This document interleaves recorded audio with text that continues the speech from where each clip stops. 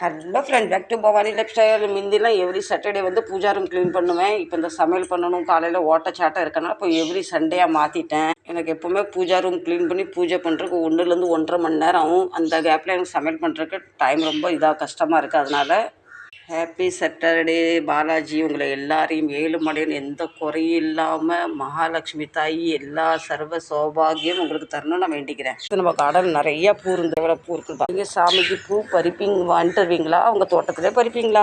பூ கிடச்சிருக்கு. நிறைய அருகம்புல் இருக்குது. பிள்ளையரை பார்த்தோன்னா கை எட்ட மாட்டுக்கு எக்கி தான் பறிக்கணும். அவ்வளோ கிடச்சிட்டு நீங்கள் வாரத்தில் எத்தனை நாள் பூஜா ரூம் க்ளீன் பண்ணுவீங்க? கமெண்ட் பண்ணி சொல்லுங்கள். பிள்ளையரை பார்க்க அருமுகம் புல் வந்து ரொம்ப பிடிக்கும். அதே மாதிரி ஒரு செம்பருத்தி பூ பிரியர். குலசாமிக்கு வந்து வாசனம் மிக்க பூ ரொம்ப பிடிக்கும். முருகப்பெருமாளுக்கு அரளிப்பூ ரொம்ப பிடிக்கும். இப்போ ஏழுமலையாருக்கு விலை மிகுந்த பூ பிடிக்கும். ஏன்னா அவர் பணக்காரில். மகாலட்சுமி தாய்க்கும் வாசனை பூ பிடிக்கும். சூரிய நமஸ்காரம் பண்ணுற பழக்கம் இருக்கா? சரி, சூரிய பகவானே போற்றி.